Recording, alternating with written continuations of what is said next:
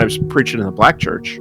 I said to the pastor, hey, look, I'm coming in here to your church, a predominantly black church in Southeast DC. I said, I'm 52 years old. I'm a white guy. I'm really highly educated. I said, I'm kind of the poster child for white privilege. I said, I just need to know up front if you think that's going to be a problem, because I don't want to cause you problems. If you say to me right now, yeah, we don't need you here because of all those things you just named, that I don't think that's going to work. I said, that's great, and I'll go away and I'll say thank you, because I don't want to cause more problems for you in this church. And he said, you're going to work out just fine because you figured that out already. Because you are self-aware enough to say, is this going to be a problem? Yeah. And he said, because you know that it's not going to be a problem, because you're not going to bring those attitudes with you. You're going to come be with us, is my assessment of you. And you're going to try to be with us in community, bringing who you are to us as a gift rather than who you are as an oppressor or whatever, the white male thing. And he was right. And it was a beautiful relationship and a wonderful part of my growing into my pastoral identity. Yeah. Becoming a pastor is not an absolute call where you can't imagine yourself doing anything else. Then don't do it. Go do whatever else it is that you think is where your passion is. Because if you don't go into pastoring 100% committed to this life, it's not going to work. You'll be okay at it. You'll go along, but you'll burn out. You'll not be the best version of yourself or who God really needs you to be. While you're in seminary, think about that, pray about that, and talk to other people about that. My guest today is a former college and grad school professor, a former hospital chaplain, and he was the editor-in-chief of a drug treatment protocol program. He has a PhD in pharmacy from the University of Minnesota and a Master's of Divinity from Wesley Theological Seminary. He is the pastor and lead servant of both Mineral and Mount Pleasant United Methodist Church. Today, we'll explore his faith journey, his invaluable work as a chaplain and a licensed pharmacist, and how he continues to use faith and medicine to make an impact in his community.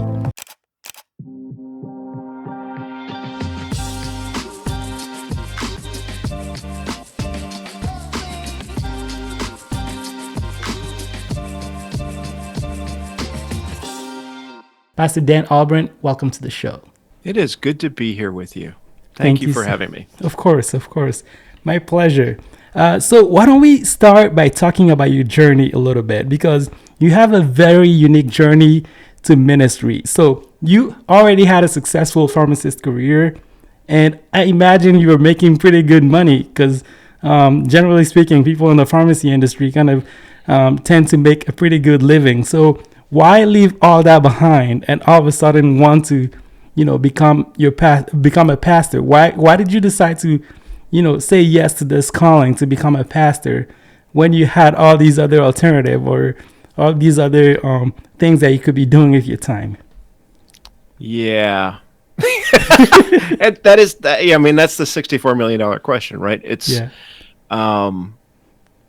For me, it was an evolutionary call. So I've been blessed. Yeah. I've been greatly blessed by God to have two calls in my life. And they're not really separated, they're extensions of each other. So I would have told you that I was just fine being a pharmacist, and I'd been a pharmacist, from 1987, and, was happy doing what I was doing, was good at what I was doing, like you said, I made a decent living at it. And, but I started to get burned out about 10 years in because I was doing intensive care work in hospitals. And so all the death and all the suffering and all of that the biomedical model treats every death as a failure, and 30% of the people that I cared for in the ICU 30 years ago died. I mean, that was just the reality of what we were dealing with. And so, that's a lot of death. Yeah. And a lot of ideas of failure in the medical model. And I needed a new narrative to try to help myself continue to be in that world where I thought I was called for, gifted to be, and was experienced and good at what I did. About that time, I got to know a chaplain at one of the hospitals I was consulting with, and we would get together every Friday morning, Yeah. and we would have a conversation around faith and the realities of intensive care unit work and the impact and the problems with it for all the people that were there dealing with all this death and suffering and pain. And so those conversations began a process. My wife and I got involved in a church after we adopted our sons in 1997. And one thing led to another, and God just continued to move me from place to place without me knowing it, really. Not without me being aware of it. And so in 2000, I started a program. A program started at my home church in Arlington, Virginia, that was called Stephen Ministry, and it's one-on-one lay caregiving.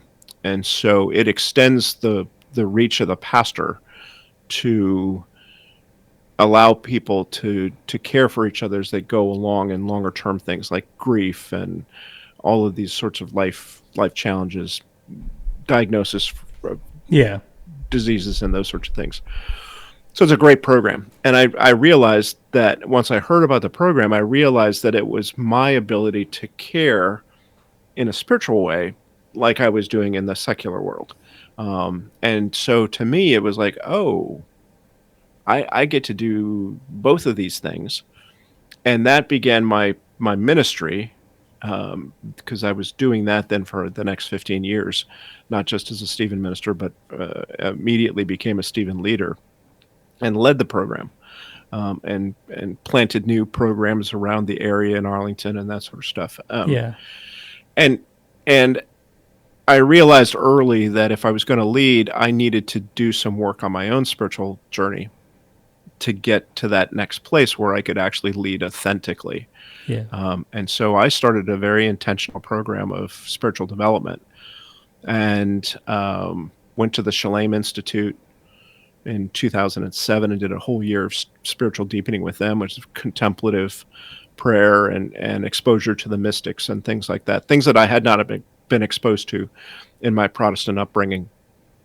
And that for me resonated very deeply. That for me was a huge door opening to a way to get my spiritual life even deeper than it had been before. And so about 5 years later,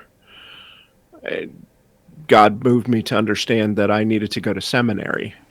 And my wife told me that I needed to continue to be a pharmacist to pay for seminary, because at that time we were thinking we might have 2 children in college at the same time. So all 3 of her boys were going to be in college, and one of them was going to be in graduate school. And so, she said, you need to work full time and go to school. And Wesley allowed that. They had all of the foundational classes that I needed at night. And so there were a lot of us 2 career folks. There were folks who were who were in the government, folks who were other things like that around the DC area, who heard the call and came in. And so it was a wonderful 4 years of going through the seminary program. And while I was in seminary, I actually left pharmacy. I realized about halfway through seminary that I couldn't serve 2 masters anymore. I had to make a break, and my soul was telling me that I really was not doing the best job in my pharmacist role because I wasn't excited about it anymore. I wasn't energized. That's not where God was moving me. Yeah. So I needed to leave that behind. And so I left it behind and just did some odd jobs and worked as a chaplain, as you mentioned, for Arlington Hospital, which is now Virginia Hospital Center, and did that nights and weekends while I was in seminary. Wow. And that was great. Again, applying my Stephen ministry training, my formal education in seminary, and my healthcare background, and bringing that in. I began to see how God was using all of what I was and all of the gifts that I'd been given to help me do ministry and to help people in a different way, spiritually this time instead of just biomedically. And I was pretty sure that I was going to be a chaplain all along. That's what I thought I went to seminary for. That's what I thought I would be doing. It just made sense to me.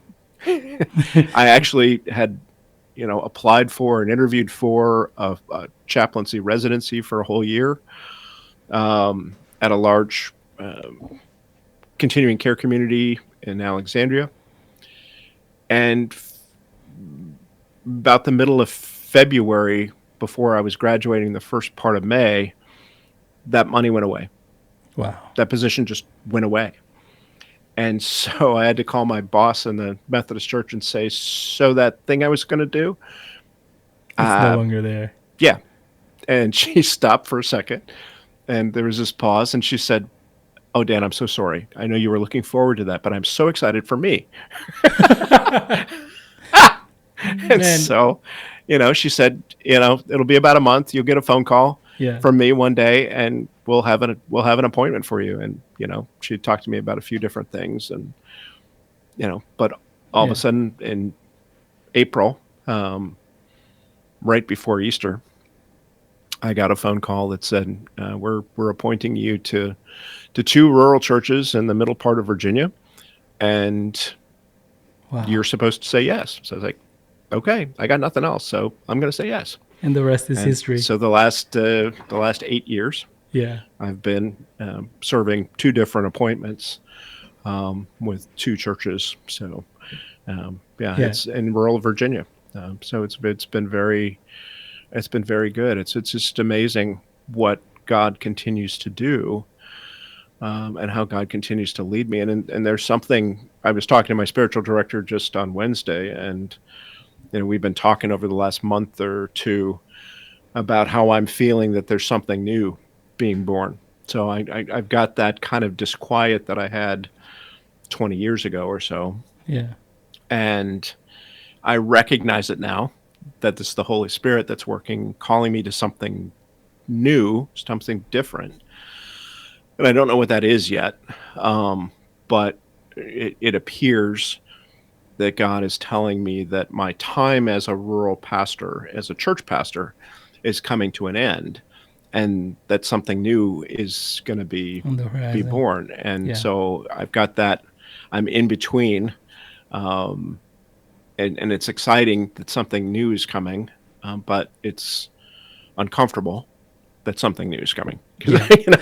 Again, I would have told you I was going to be just fine as a rural church pastor for whatever period of time, but I'm also, at this point in my life, I'm dedicated to following wherever the Spirit leads and trusting that what God has in mind is going to be fruitful and is going to bless me greater than anything that I could come up with. So, man, hearing you tell your story makes me think about how funny it is that sometimes God can mess up your plans to give you your purpose. And it feels like that's something that's happened over and over in your life. Totally. My wife said to me as I was, I guess as she was coming up on retirement, and I was looking to change appointments so that we could live together again. Yeah. Because for the first 5 years of appointment, we lived apart for most of the week, 80 miles apart. I was down doing ministry. She was still up with our young adults in Arlington, continuing her work. And so that wasn't a lot of fun. And so we knew we needed to get back together again. And she said, "So what's your plan?" I said, "Well, obviously I'm no good at planning because obviously I can't do it. So I don't have a plan. I'm gonna be listening to what God is doing and where the Holy Spirit is leading me, and I'm going to follow the energy Yeah. because I've learned to do that and see what happens. But yeah, I got no plan. Yeah. I'm looking at her going, Yeah. I've got nothing. So God's in charge and hasn't let me down yet. I mean, has blessed me so wonderfully and abundantly Yeah. that why would I get in the way of that? Kind of like what Paul said, why would I get in the way of what God's doing here? It's not that doesn't work. Yeah. So, Man, that's so good. Thank you so much for sharing that. thank you. Growing up in Christian spaces and also non-Christian spaces, you often heard two things. In non-Christian spaces, you always heard about how important that it is that you need to find your purpose. And then in Christian spaces, people always talked about how you need to find your calling. And then a couple years ago, I heard a worship leader in between music, like worship music sets, worship song sets, talk about how really he feels like we shouldn't really be trying to find our calling. Like whether you're a worship leader or a pastor, like our calling is not to be a pastor or a worship leader. Our calling is to be a servant, to obey and do whatever God wants you to do. And it feels like your life is a testament to someone who's heard God ask him to step into the new thing or the next thing, and you just kind of obeyed and went with that. And even when certain seasons came to an end and you felt like God was calling you to something else, you were it feels like you were at peace with those decisions too, like living something that's currently working, like your pharmacy career, to step into, pastoring churches. That could have been a decision that could have been really, really hard to make for the average person, especially once they start thinking about their financial picture and how that's going to look like for the next couple of months. That can be a barrier for a lot of people. Yeah, no, there's certainly some realities of finances and all that sort of stuff that, again, God had cleared out of the way. I mean, the things that happened, I could not have orchestrated myself. Yeah. God just continued to put barriers up where God didn't want me to go and clear the way. God's a way maker, right? And so God's going to make a way for things to happen. And it's not that I didn't struggle with the decisions, because I did. Right. And I had those sleepless nights and had those bouts of anxiety. God, are you sure? Because I haven't, I was like, I got a pretty good deal here. Yeah. I'm not going to make a lot of money, as a pastor. That's just the reality, especially in small churches and rural areas. And I just kept getting the understanding in my prayer life that it's like, it's going to be okay. Yeah. I need you to be doing this now. And it's really an extension of who you are. So it's not anything new. We're just going to go in a different direction for a little bit. And I was reading an article one time as I was early in seminary, and it was all about mental health in the church and all these sorts of things that would be interesting to me. Yeah. And the one of the opening lines in the opening paragraph was, the church has always been God's hospital, full of broken people on the mend. And it's like, oh, well, I've been working in hospitals since 1984. So I'm just changing hospitals. Right. And for me, that was the light bulb that just clicked. And it's like, oh, I got it.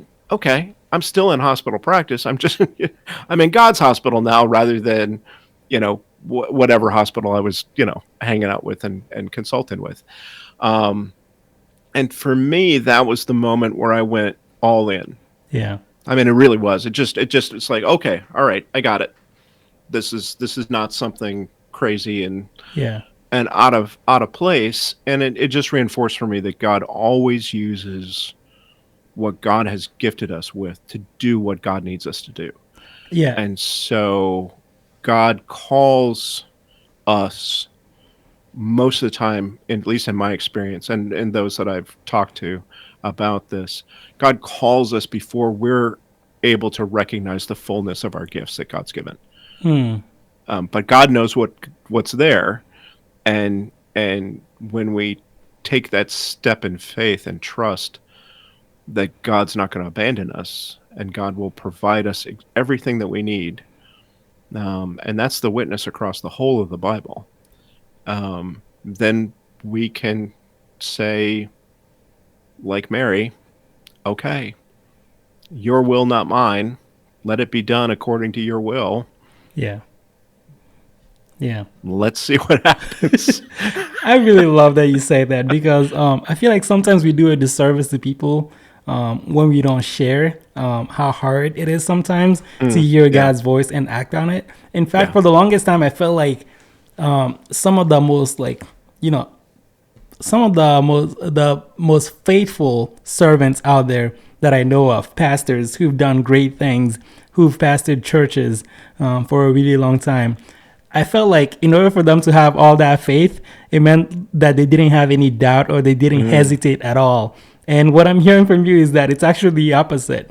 Like, yes, you hear very often God tells you to do something, and sometimes you question whether or not it's God telling you to do something, or if it's just something in your head, a voice in your head. Sometimes you hesitate, and sometimes you have a lot of insecurities about it. But after you feel all those emotions, after you think about all those things, you just kind of put it aside and just step into whatever God is calling you to step into anyway. And it was it was a decade and a half. Wow. So I wasn't, it wasn't one of these, lightning bolt kind of things. I didn't hear God's voice calling me to build the ark, whatever. And you just did it right away. It was an evolution. Yeah. And so it just, as I took each step, something else would come. And as I said to my wife, I think I need to go to seminary. And then went and talked to my pastor, who said, well, it's about time you figured that out. By the way, what did your wife say when you told her you wanted to go to seminary? She said, kind of got this, that head tilt kind of going, I've lived with this guy for quite a while now. This guy got 20 years in. What's he doing? Yeah. And actually, it was 25 years at that point in time. And so, she just said, are you sure? And I said, no.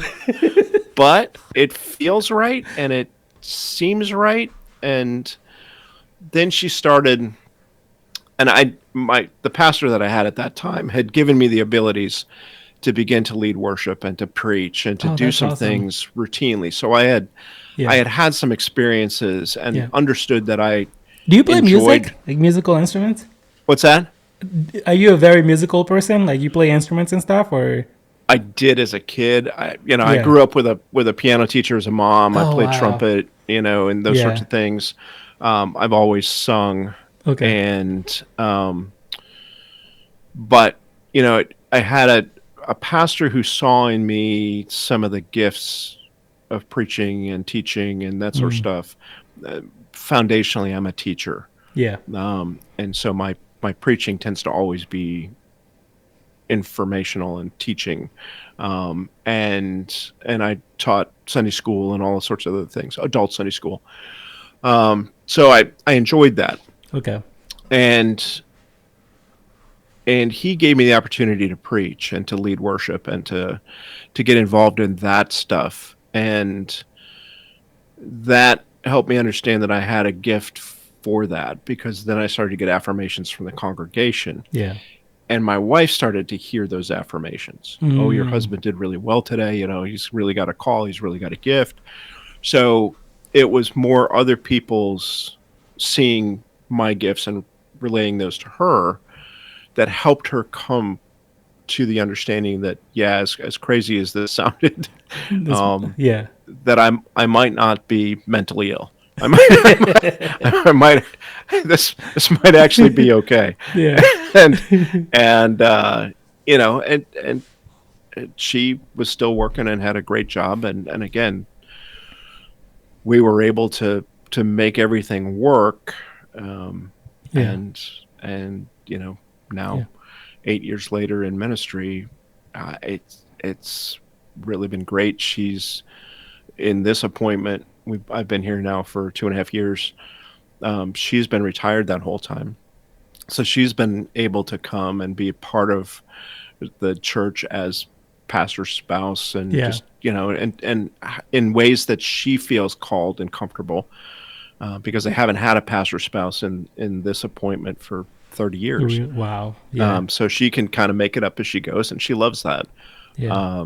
So yeah, it's worked out for both of us, Yeah. that we've both been able to find our way, in God, with God, and through God, Yeah. in what it means to be in ministry together. And so that's a great thing. Yeah. It's a great thing to be able to come in and kind of, my job description is set. Hers has been one that she's been able to just kind of follow along and do what feels right, and she's beloved. I mean, they look forward to having her come and be a part of whatever's going on, and as much as she wants. And so it's really been a great appointment. I think she had a little trepidation about whether or not there would be significant expectations of her, Right. Right. to lead this or that, or do all of those things. Kind of, she had seen, I had spent 2 years of internship in seminary at a Black Baptist church in Southeast DC, and she had seen how the first ladies were treated in that. The Yeah. first lady was treated in that, and the expectations of that, and she was kind of going, This might not be I for me. think that's kind of where I want to go. I said, well, Yeah. there's a different level of there's a different understanding of pastors and pastor Yeah. spouses and stuff within the Black church than there is, In other often within the churches. white church. Yeah. And so I said, I don't think you're going to have that same experience. She said, yeah, that would be a tough life. I said, yeah, there's a lot of visibility for Yeah. the first lady. I So love that. What's your earliest memory of church as a kid? Did you grow up in a Christian family? Did you go to church with your parents, or what yeah, kind of? yeah, I grew up Methodist. Okay. Was baptized in the Methodist Episcopal Church, and we went to a United Methodist Church once they became United Methodist in the late 1960s. My grandparents, my mother's parents, were very active in the church, and in fact gave land for the new Methodist church to be built. Oh wow. So, and they sang in the choir, and all of that sort of stuff. So, I was raised up in the church. My mom, we belonged to a small Methodist church, United Methodist Church, and my mom was the choir director and played for the services, and because as a piano teacher she had all of that. And so I grew up singing in the choir, and Yeah. mom mostly, but dad to a degree involved in the church. My dad grew up unchurched, and so it wasn't until he married mom, and she grew up in the church. So she was always very involved, and that was our portal. And we all did that until probably mid-teens, when I started to work. Yeah.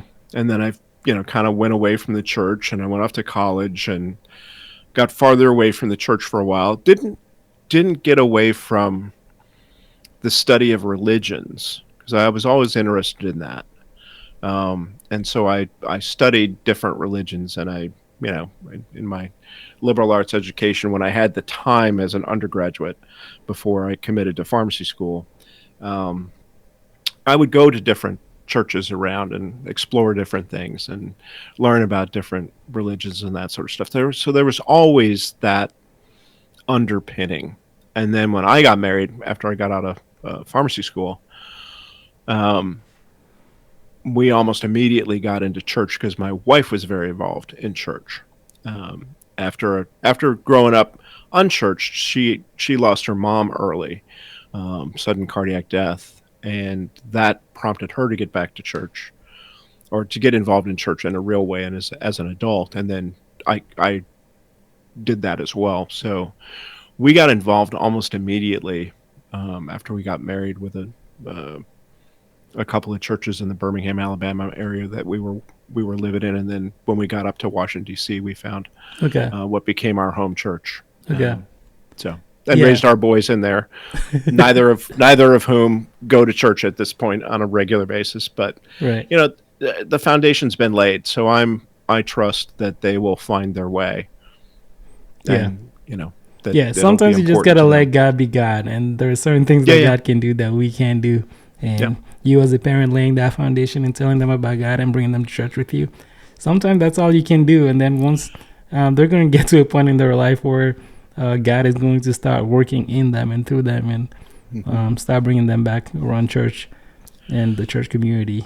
yeah. I think so. I mean, it gets to your point of everybody needing to find meaning and purpose. Yeah.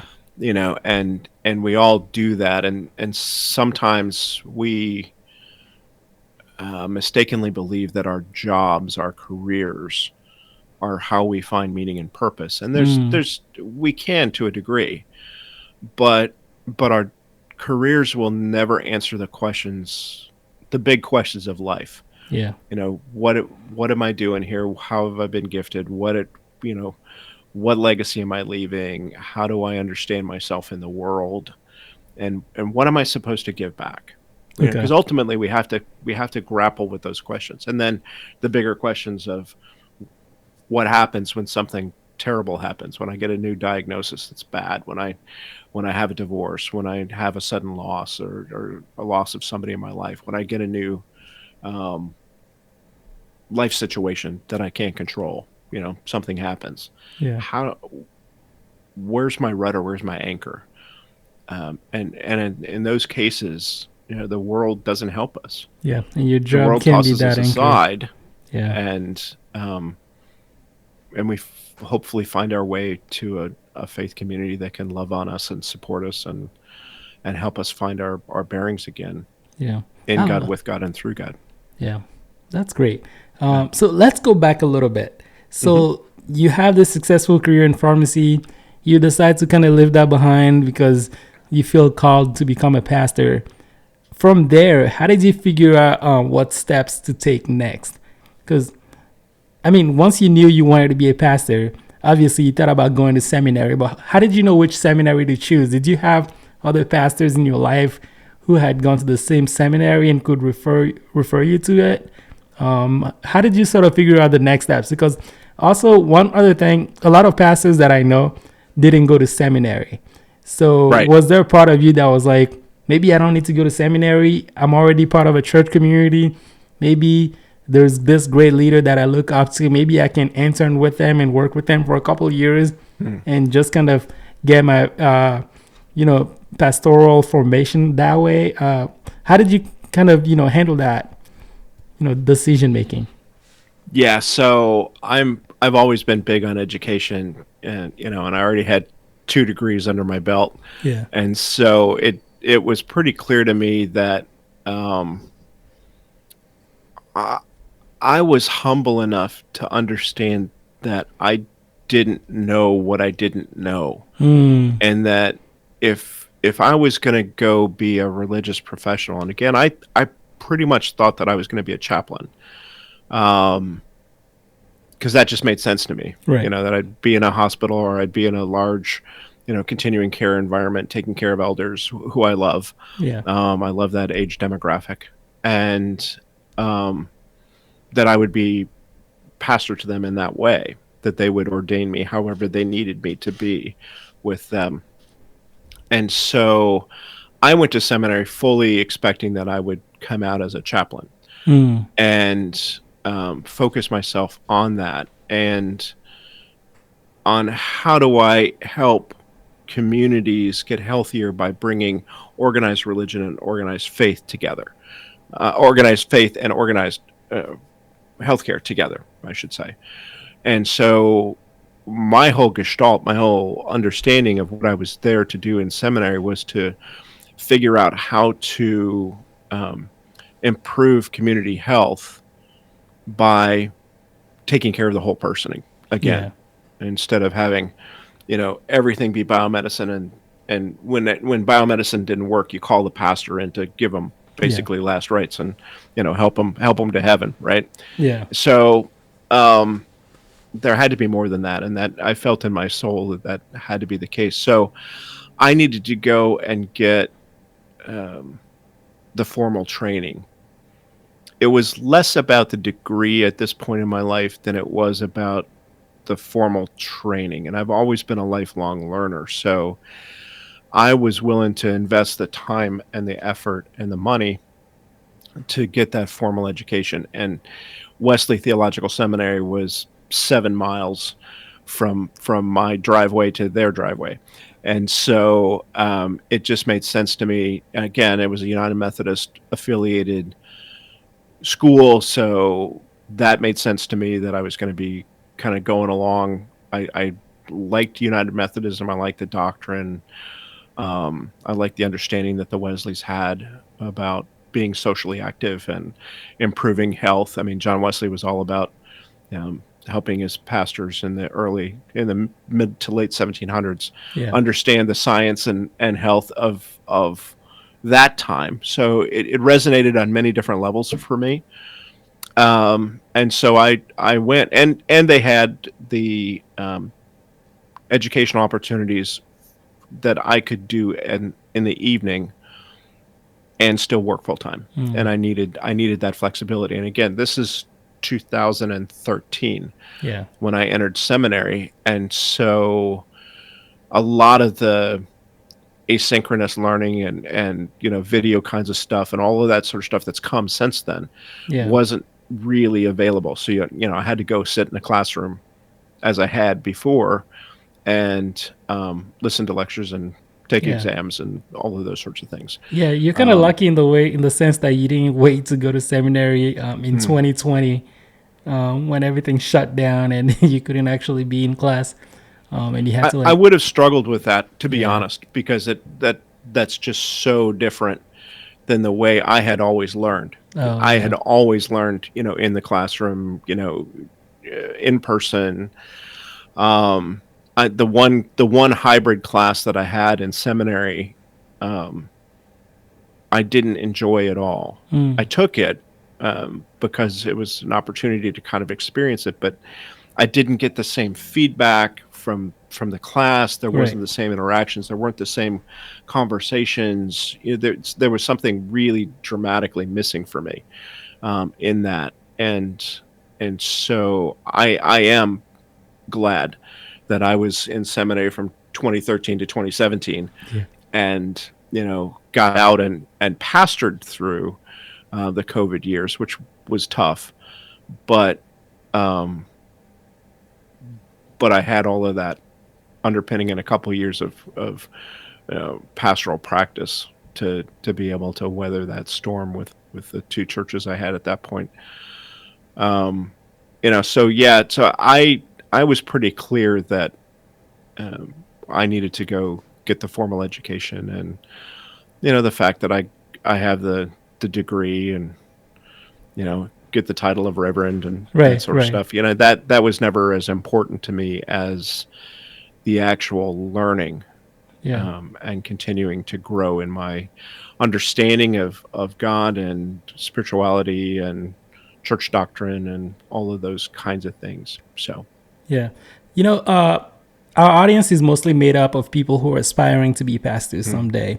And so, as someone who's gone to seminary, how important do you think choosing the right seminary to go to actually is, in terms of like figuring out whether or not you're going to be successful as a pastor later on down the line?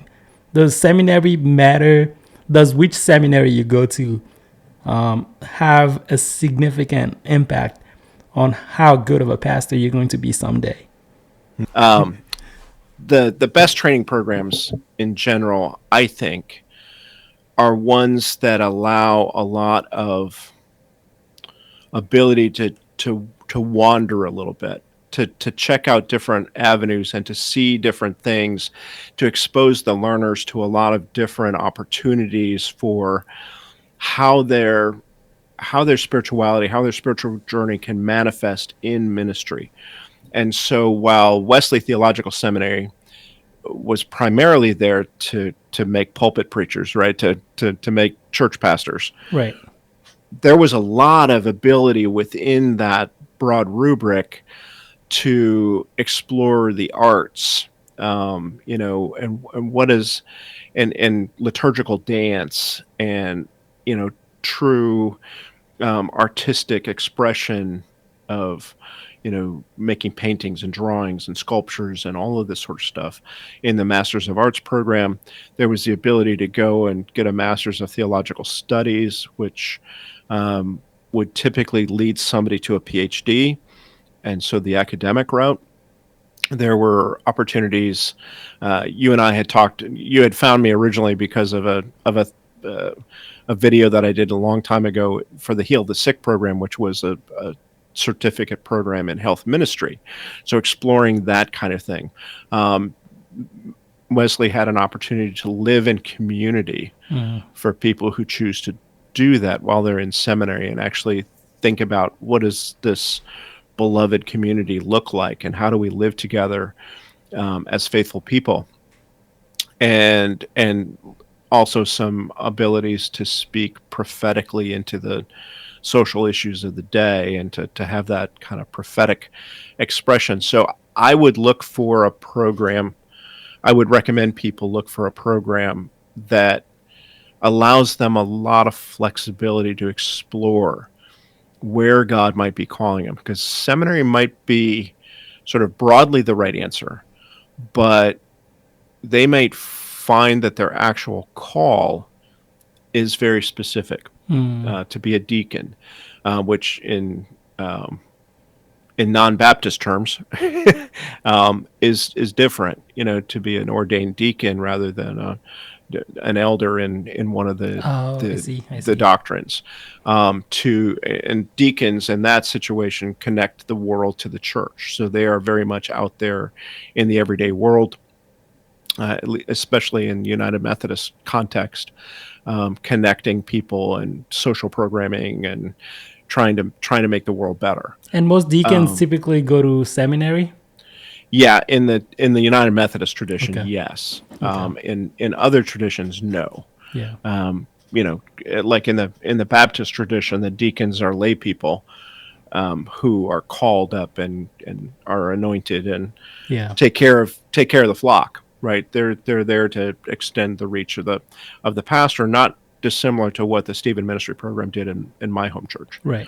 And so there it's a call, but doesn't require necessarily a seminary degree.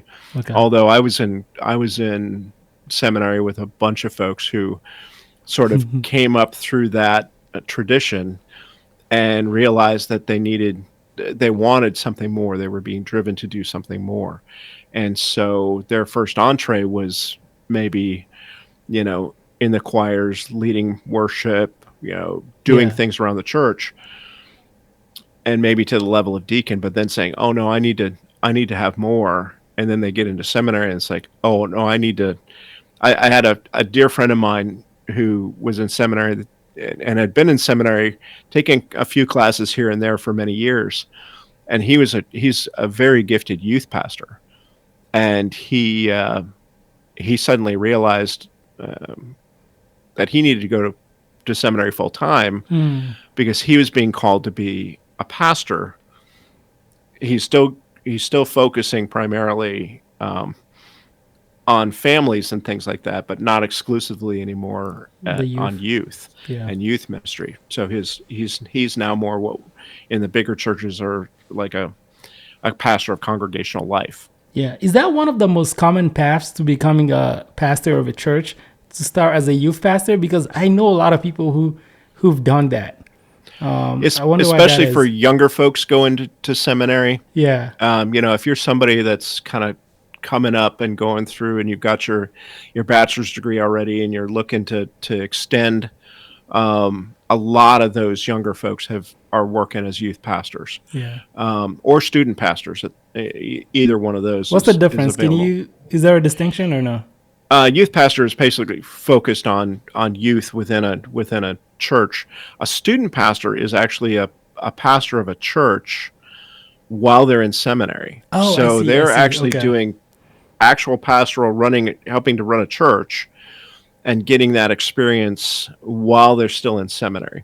I see. So Yeah. it's an interesting hybrid position that I think offers some opportunities.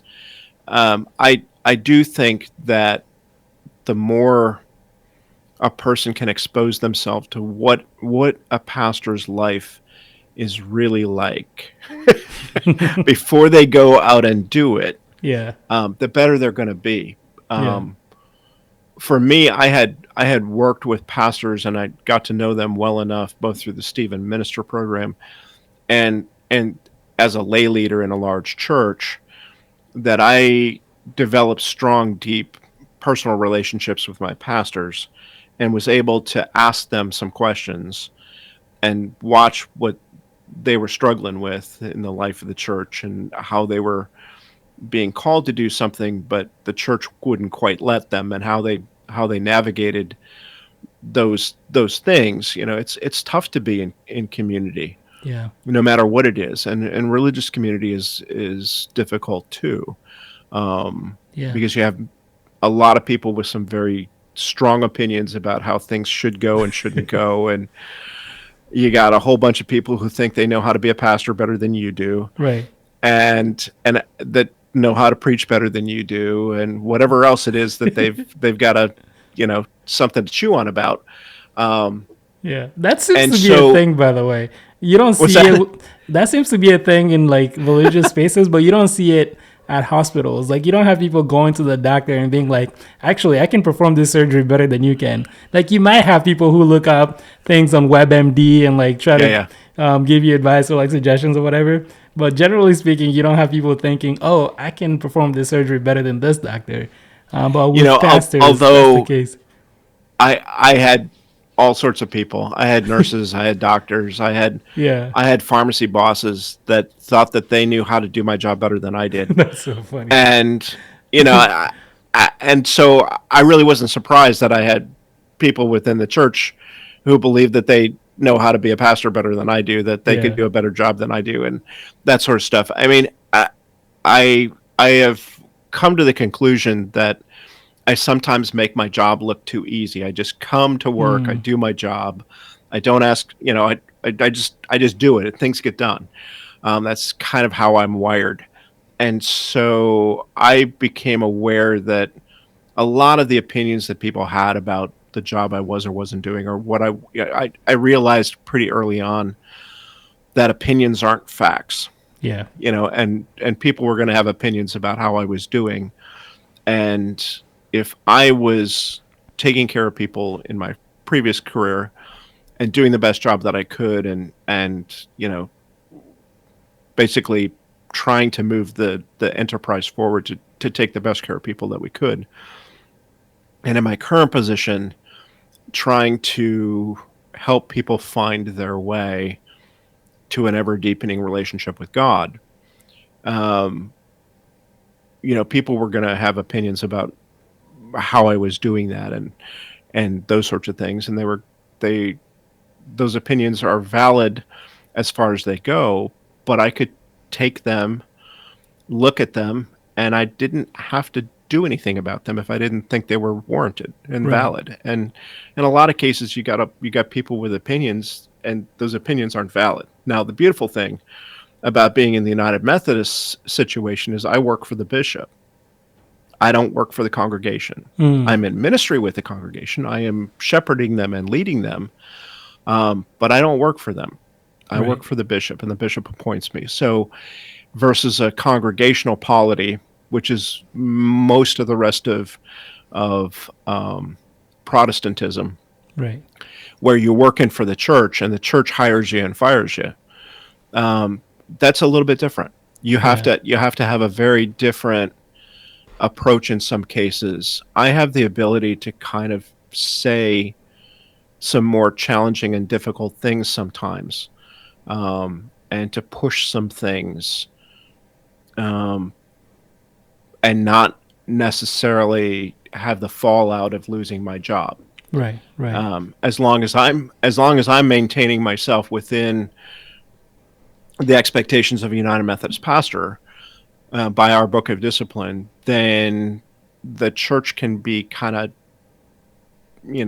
bent out of shape about things that I'm doing, but they can't necessarily fire me. Yeah, and I think if I'm blowing it, I'm really being a jerk or whatever. right, I'm really that's different. Yeah, that's different. Yeah. They can find cause, and if I don't show up for service, that those kind of things. Yeah.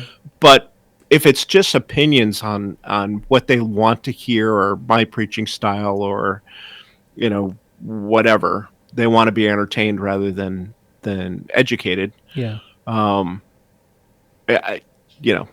Thank you for your opinion, but I don't. This is how we're going to be under my watch, because this is how I'm gifted and called. And I'm not going to be like your last pastor, and I'm not going to be like your next pastor. I'm going to be me.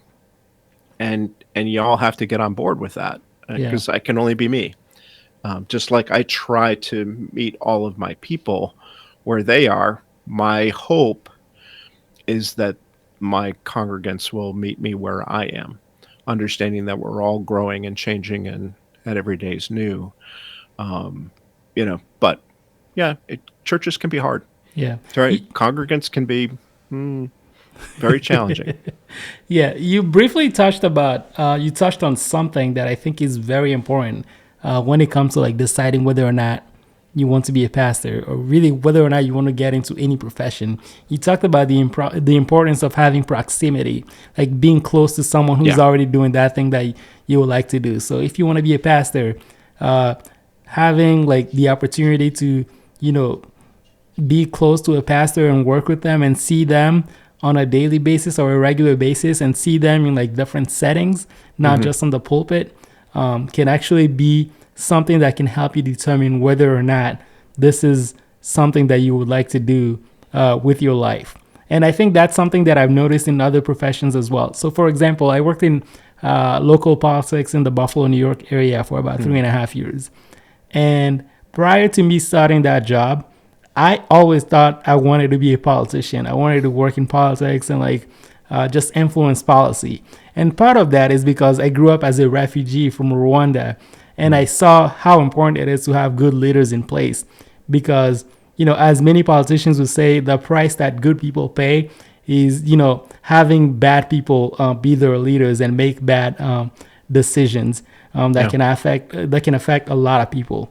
And so just having that opportunity to work in politics just kind of made me realize that that's not necessarily something I wanted to do, because I had the opportunity to shadow my boss and go to different events with them, be in the office with them, but also be out in the community with them, have them see how people interact with them, see how every issue or everything that's wrong in the community, it's up to him to fix. He was a local county executive. And so whether it's plowing the streets when it's snowing, whether there's a pothole somewhere on the road, basically at all times, 50% of the population hated him and 50% of the population loved him. And that's the nature of being a politician. You can't please everybody. Regardless of the decisions that you're making, there's always going to be a certain percentage or a certain segment of the population that doesn't like you. So that's part of the job that I saw, and I was like, maybe this is not for me. The other side of the job that I saw is how busy his life was, how hectic his schedule was. He was in the office from 9 to 5, but also in the evenings he always had other work engagements, like speaking opportunities or press conferences. If something bad had happened in the community, he had to be there to support the community, and also just kind of have visibility there and be there for people who needed him. And on the weekends, same thing. His life was fully scheduled, and he barely ever had any time to just have fun and do the things that he cared about. His whole life was service. And just having proximity to that and seeing what a toll that takes on a person and how that affected him on a family level, it made me now want to do something like that. I was like, maybe I really love the job. I love what we see on TV, the press conferences, winning elections, and how exciting that is. But when it comes to the day-to-day stuff, and all the work he had to do on a regular basis, I was like, I don't think this is for me. I don't think I'm passionate enough about this to actually show up for people and give my 100% every single day. Yeah, and I think that's the key to pastoring is to find whether or not you're passionate about it. Yeah. As somebody said early on to me, as I was starting seminary, a longtime pastor said, if this is not a call, if becoming a pastor is not an absolute call where you can't imagine yourself doing anything else, then don't do it. Go do whatever else it is that you think is where your passion is. He said, because if you don't go into pastoring 100% committed to this life, he said it's not going to work. You'll be okay at it, you'll go along, but you'll burn out. You'll not be the best version of yourself or who God really needs you to be. He said, so while you're in seminary, think about that, pray about that, and talk to other people about that, and don't go into pastoring. Yeah. As there's many other things that you could do. Yeah. Don't go into pastoring in a church if you're not 100% committed that this is the only thing you can do.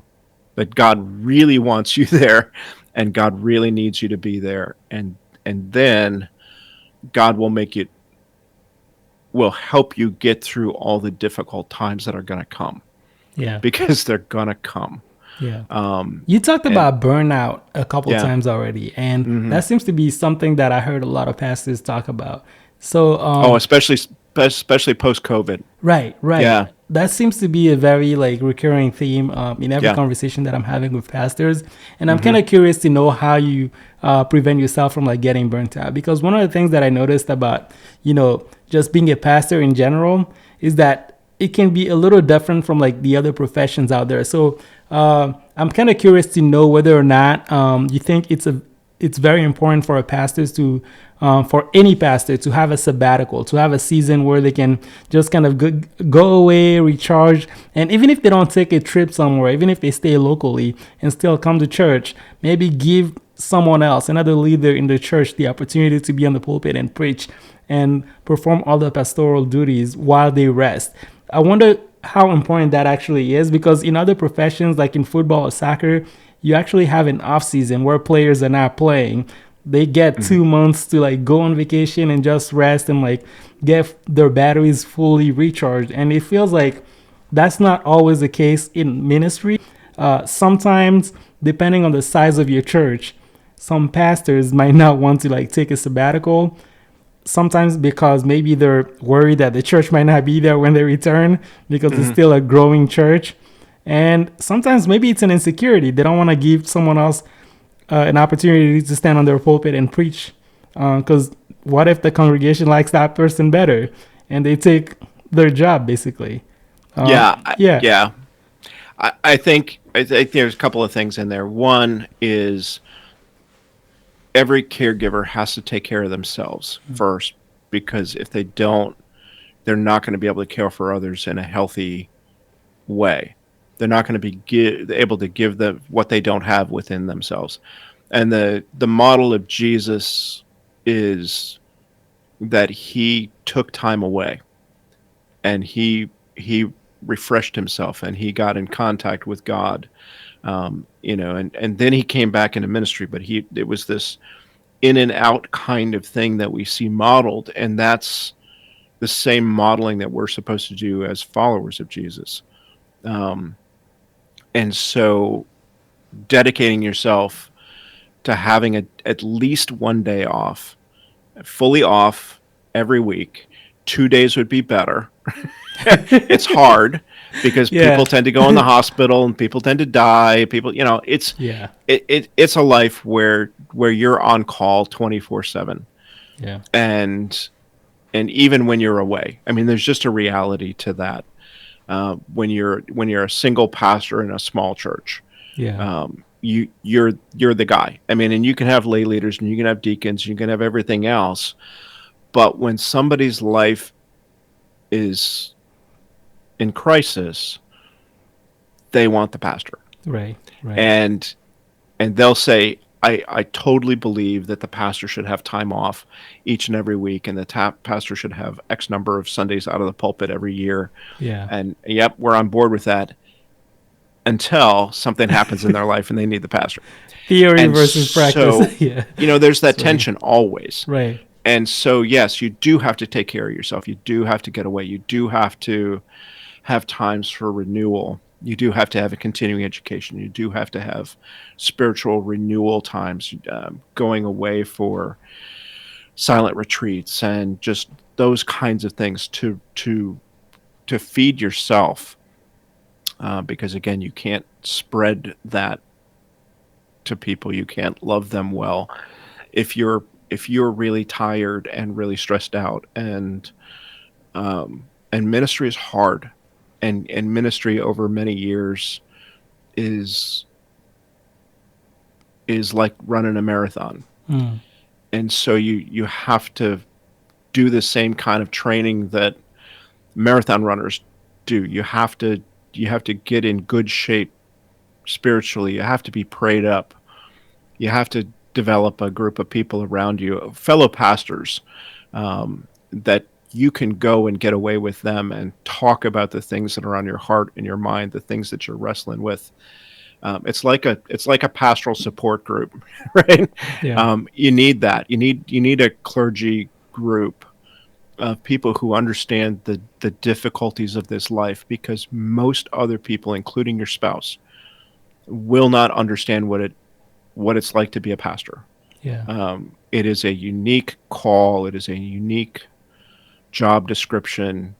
It is the best job, the best career, the best call, and at the same time, it's really, really hard. And because you're dealing with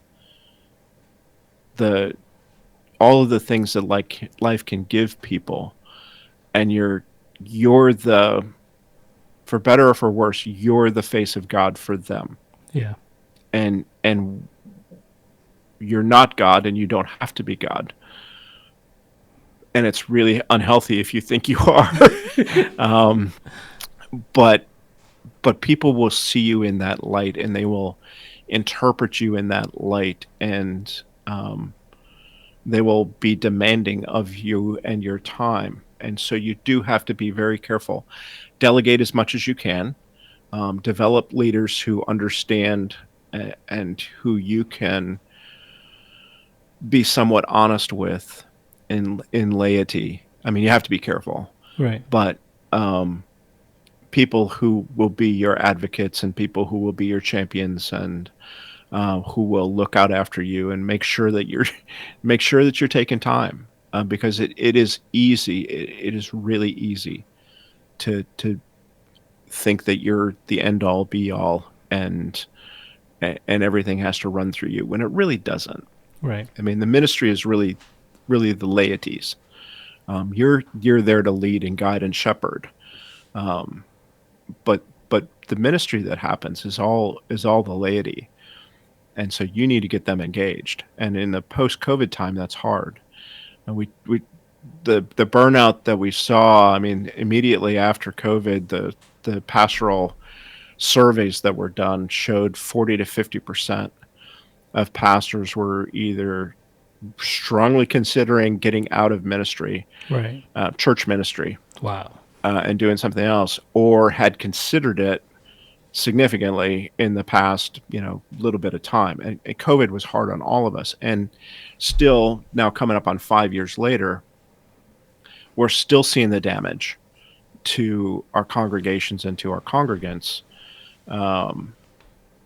and seeing the effects of losing touch with the church and meeting regularly and all of those things that happened, and how people just got out of the habit of coming to church. And so now we're trying to get them engaged again, and it's a very slow process. Yeah. And there's a lot of energy that's had to go into that, and there were some unhealthy behaviors that happened during that COVID time that we're just allowed to settle in. And now people say, well, this is the way it's always been. It's like, no, it wasn't like this before COVID. This is how we used to do church, and we're getting back to that again. Well, we don't want to. It's like, oh, okay, That's but so funny. that's not an option. So, so I think it is really challenging. Yeah. But I think the thing that prevents burnout is continuing to delegate as much as you can, to find your time away every week, and then to find meaningful time away throughout the year, to just be with your family, to be with the people you love, to be away, knowing that the church isn't going to fall in on you. Right. And a sabbatical, which is typically somewhere around 3 to 6 months, those are a little bit harder to put into place, but can be done with a degree of planning, Right. and usually support from the the upper administration within the church. If you're an independent church, then that's going to be the upper administration, within the congregation. If you're in a polity like the United Methodist Church, then it comes from your boss, the district superintendent, and your boss, the bishop.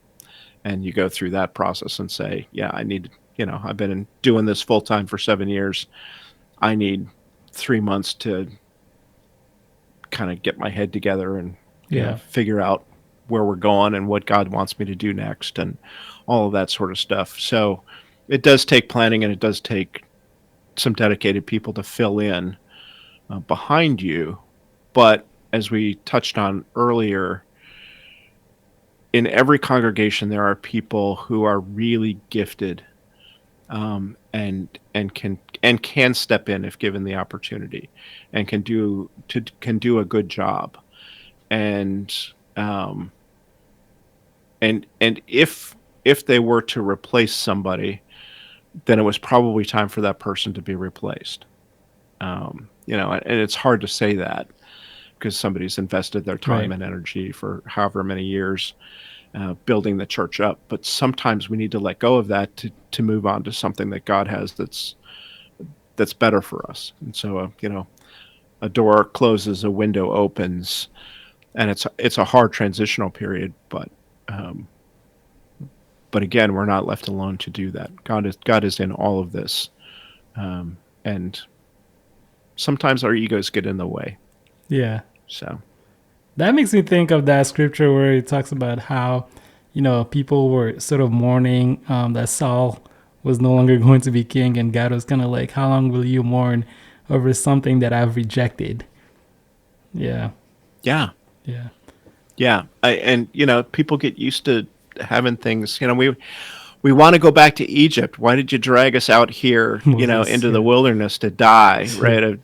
No water, no food. And, what the heck, where are we going? They want to go back to Egypt, and they want to go back into slavery and oppression under Pharaoh, rather than going on to this new thing. So people have always been that way. And there will be those voices in every gathering of humans that say, we were better off whenever, we were better off when everybody understood their place in society, and we didn't have all these multicultural people, and women stayed at home and took care of the kids, and the whole trad wife thing.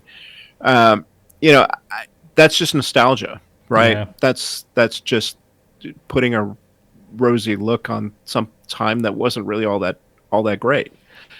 But people think it is, and people want to go back there, and it's no different than wanting to go back to Egypt. Right. It's just an idol. Yeah. Going back to your time in seminary, what were some of the challenges that you encountered during that time, and how were you able to overcome them?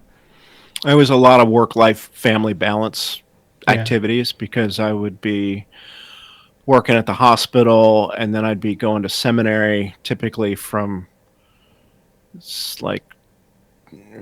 depending on the day and what classes I had, I'd leave work at 3:30 and sometimes be at seminary starting at 6.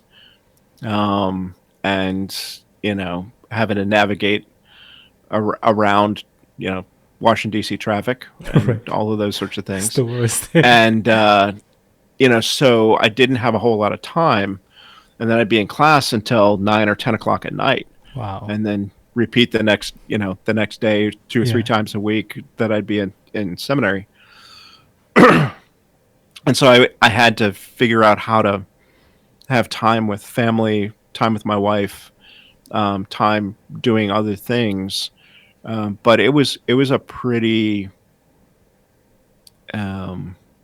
it was packed. Life Yeah. life was packed at that point in time, and there was some stuff happening within our family unit that was challenging at that point in time because both of our sons were in their teenage years, and some things were happening. They were making poor choices, and Yeah. we had to deal with some of those issues. So it was very stressful Yeah. in a lot of situations. As it became clear to me halfway through seminary that I was going to leave the pharmacy world, that added a level of stress onto things. What am I going to do to make some money? How am I going to replace at least a portion of what I've been bringing in, and Yeah.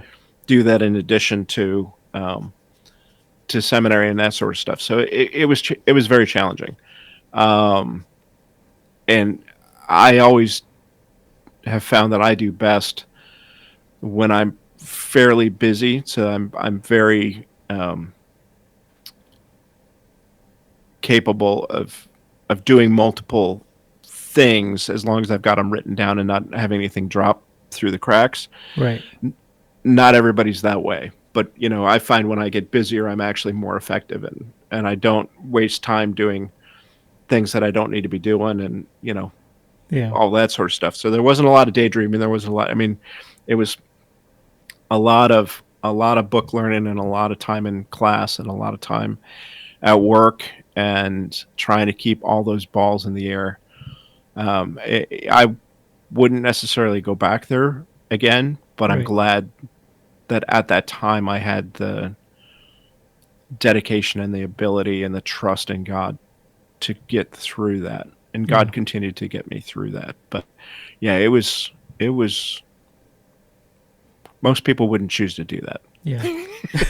So for anyone out there who's working full time and thinking about, Mm. going to seminary, what kind of habits or like strategies that you used back then would you recommend to help them excel academically?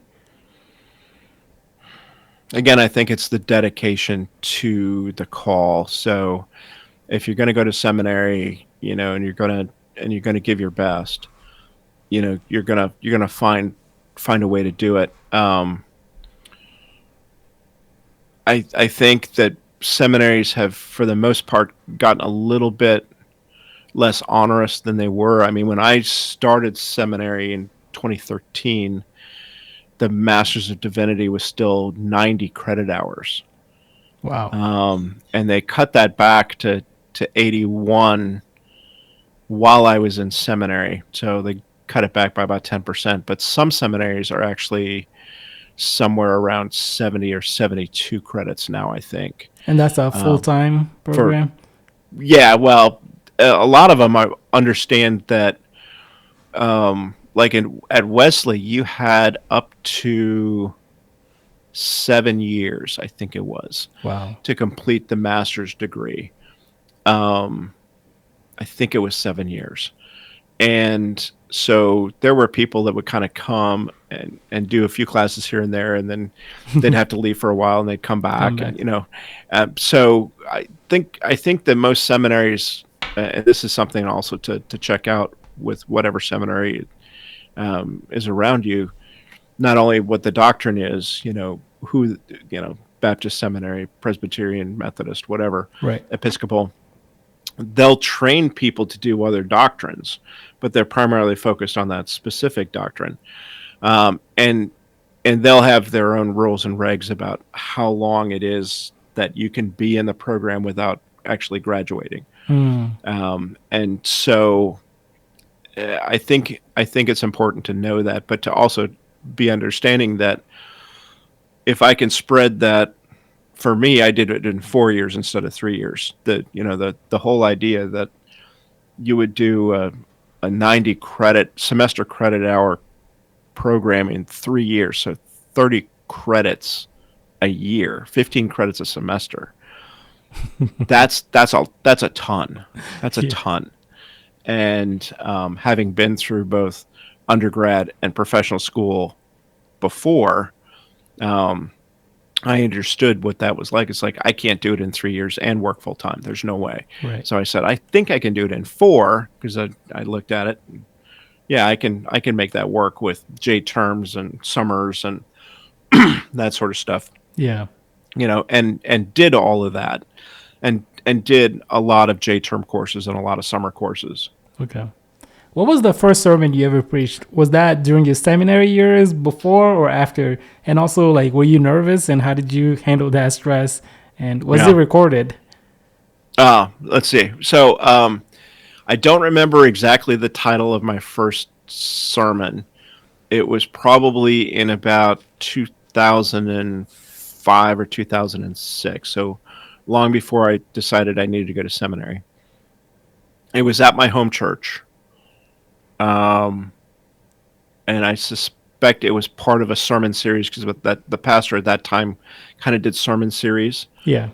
And so asked me to preach a few times within that, and I had done enough public speaking that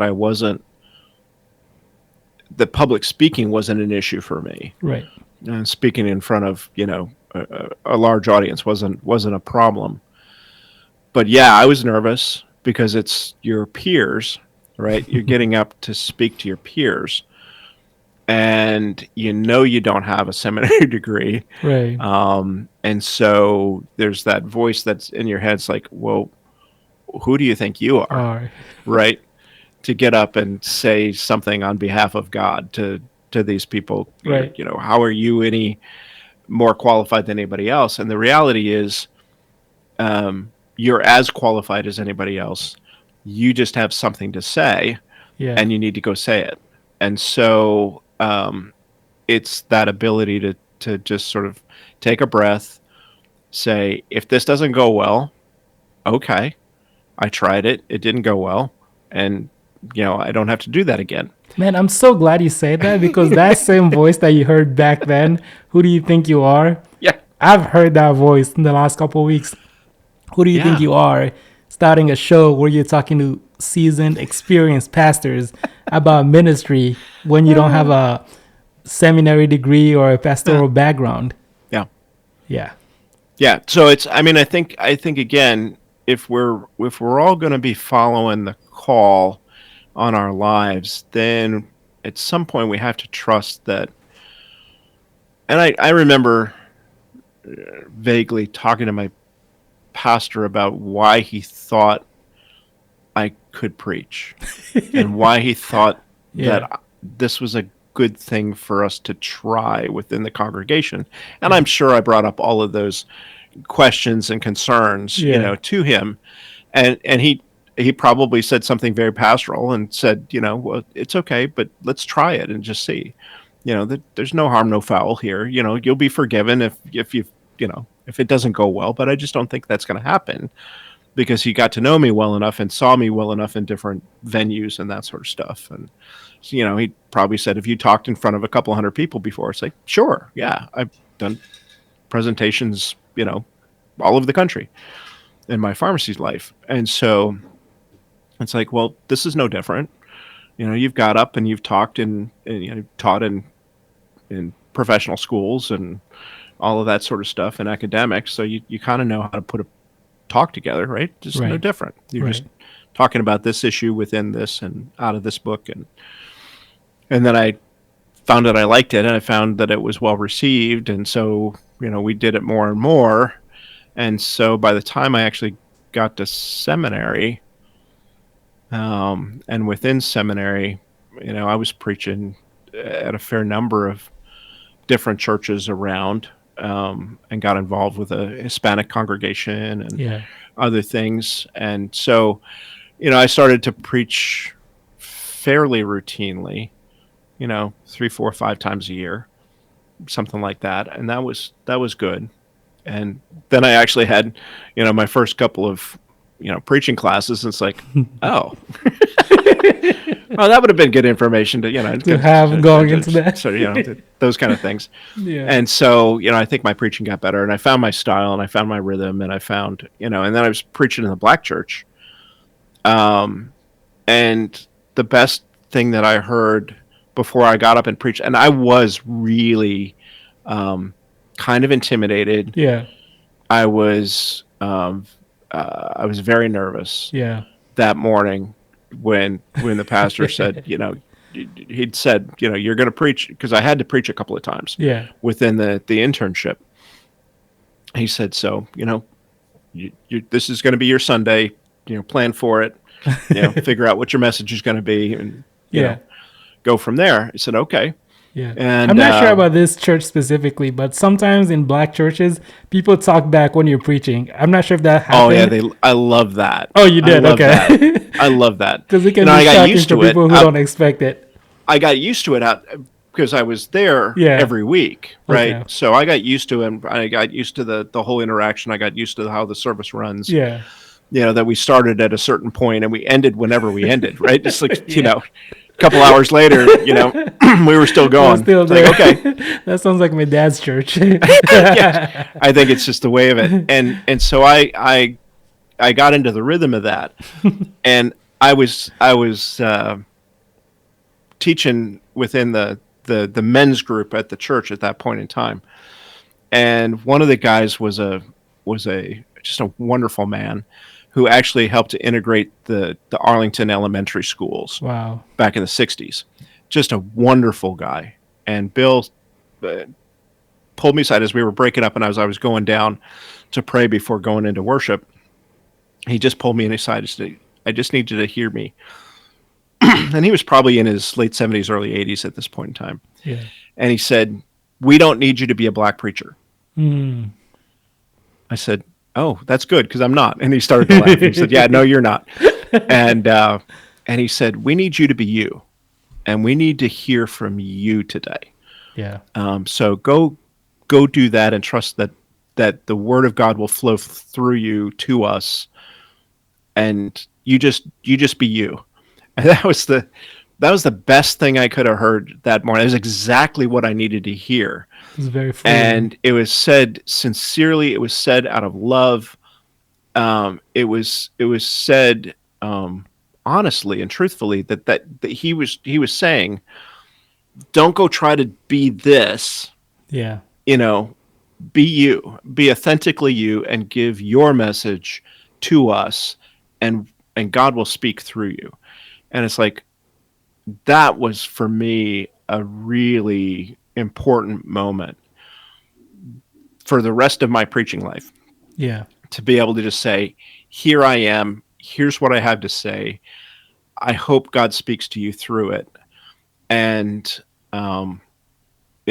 let's go. And so I did. I got up there that morning and, preached, and they started connecting, and we started connecting, and they started calling back, and we started having that interaction.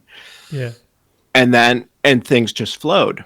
And then one of the band members said, hey, that was great. He said, we really appreciated that. He said, do you usually preach about that long? Because it was like 25 minutes or so. I can't preach more than 25 minutes. I just can't. Right. I mean, I can lecture to somebody for 45 minutes because I know how to do that, but I can't preach for more than about 25 minutes. And he said, can you preach more? He said, can you preach when the Redskins are at home and playing the early game, because then we'll get out on time. In fact, whenever there was a home game, he'd look at me before worship and say, hey, are you preaching today? I said, no. He said, so we're not going to see kickoff. I said, no, you're not going to see kickoff. It's not happening. You might as well. You better record it. Oh, my God. That was funny. Yeah. They're great church, and I love them. I still love all the people there. Yeah. They were incredibly supportive, affirmative. They were incredibly giving. of their time and their insight and their of sharing their lives with me while I was with them for those 2 years. I that was a real blessing for me to be in that cross cultural appointment.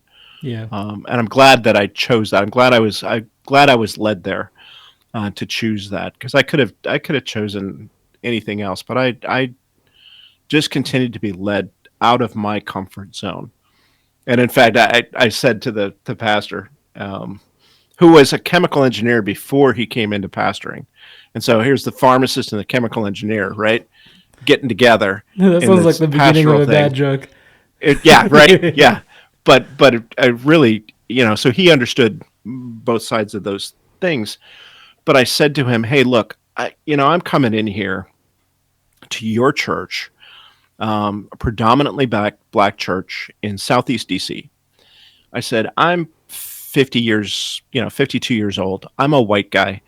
I'm really highly educated. I said, I'm kind of the poster child for white privilege. I said, I just need to know up front if you think that's going to be a problem, because I don't want to cause you problems.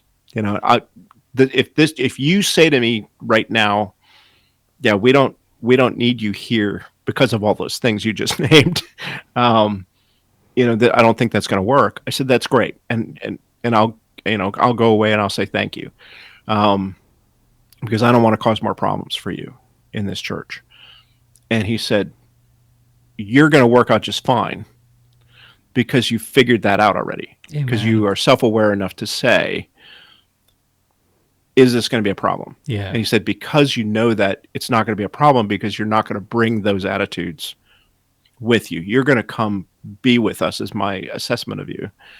And you're going to try to be with us in community, bringing who you are to us as a gift rather than who you are as an oppressor or whatever, the white male thing. Um, and he was right. And it was a beautiful relationship and a wonderful part of my growing into my pastoral identity. Yeah. And so Wow. I still love them all. Man, that's beautiful. Can you talk to us a little bit about your sermon prepping process? How do you go from like writing your sermon and delivering them? Like Yep. what do the different stages look like? And yeah.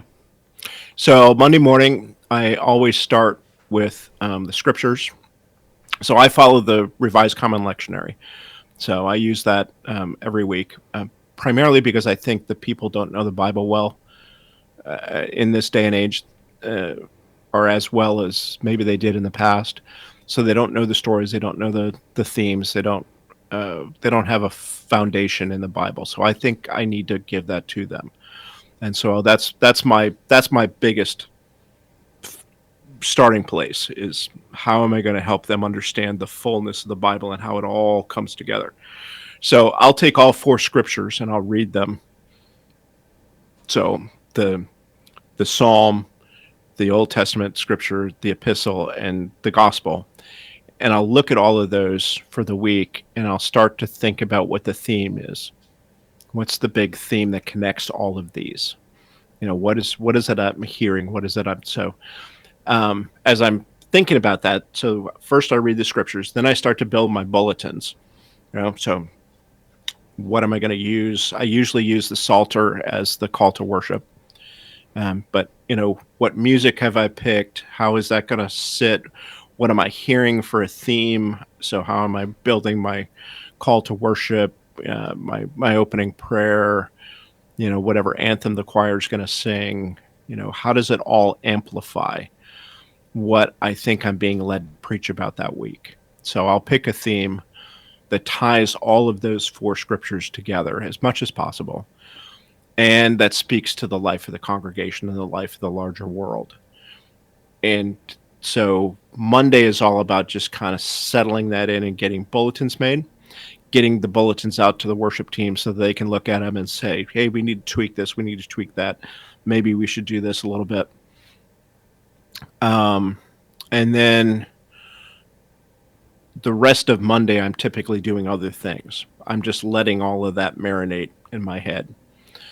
Tuesday, I'll typically start to do some background reading on whatever theme, looking for sermon illustrations, looking for ways to get the congregation engaged in this conversation, in this reflection.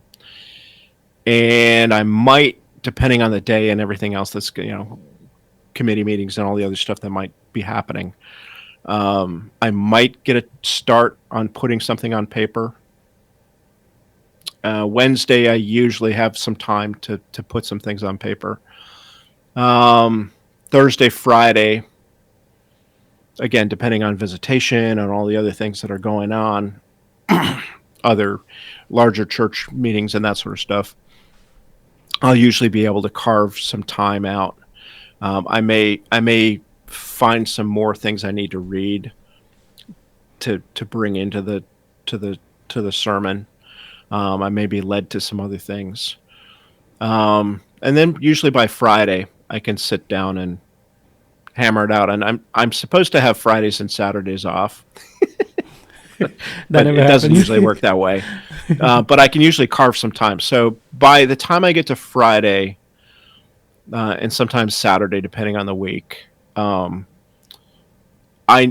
find that I can actually get my sermon written in about 2 to 3 hours of just sitting down. I've had enough time of marinating throughout the week and praying about it and thinking about it and doing the background work, that once I sit down and find my opening, what's my opening going to be?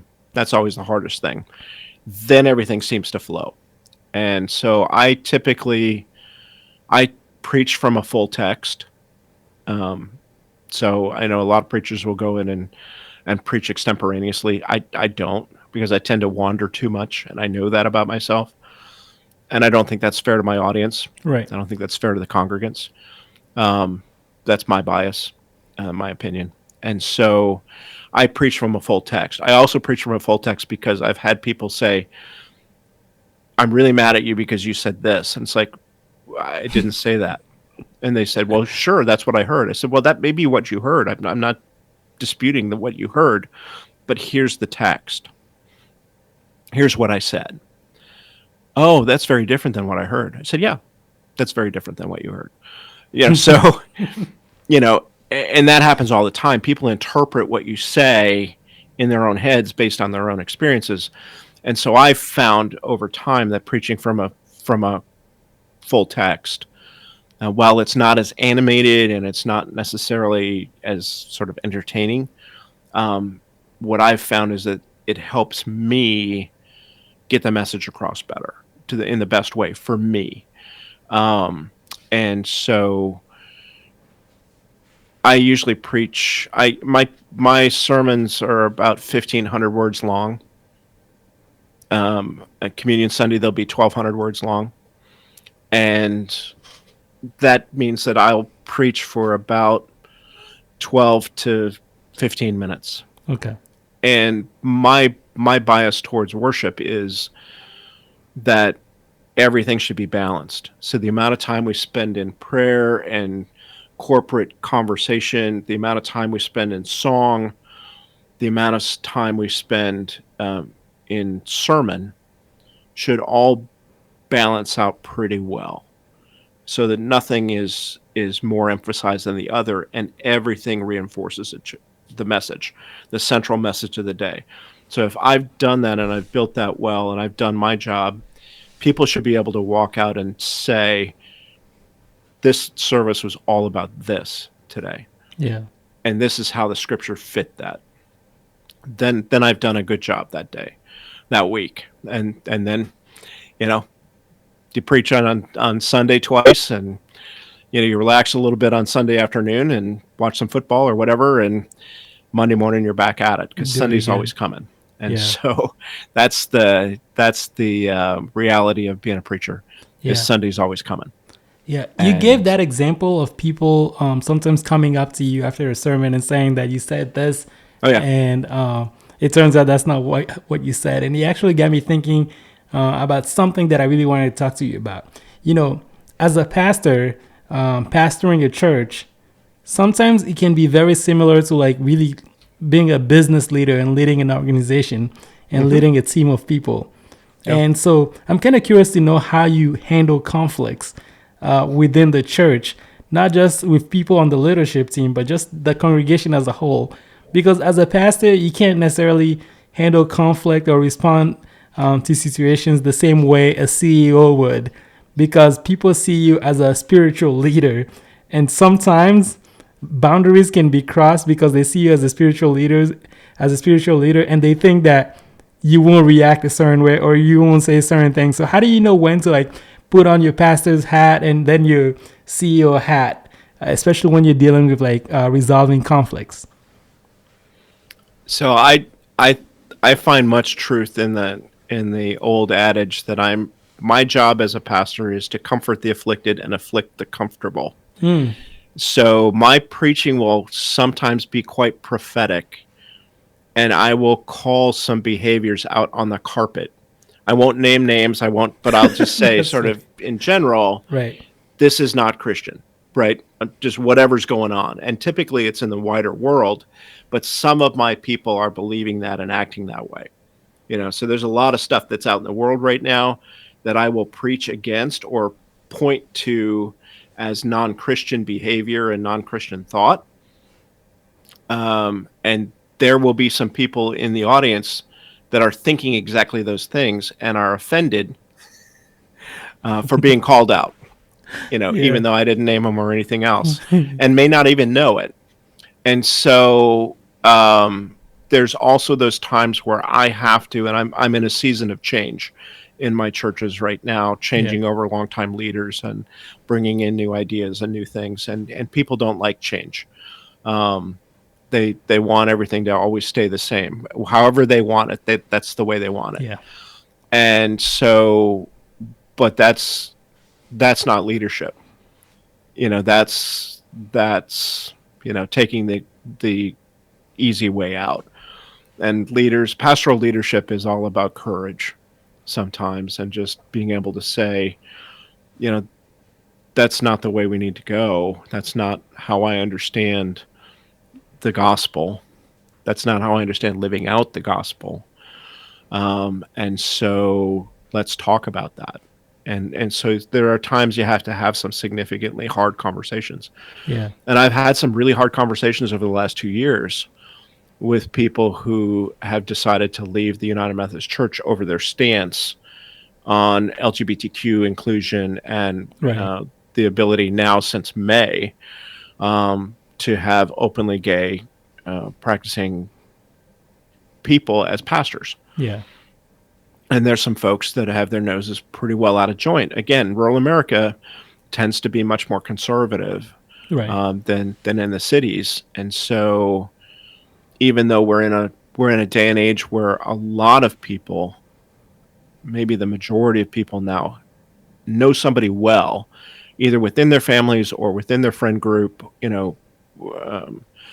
they've worked with somebody who is in From that LGBTQ lifestyle. And so, but still in all, they say, we don't want that. We don't understand why the United Methodist Church went this way and made this decision. And how can you as a United Methodist pastor support that?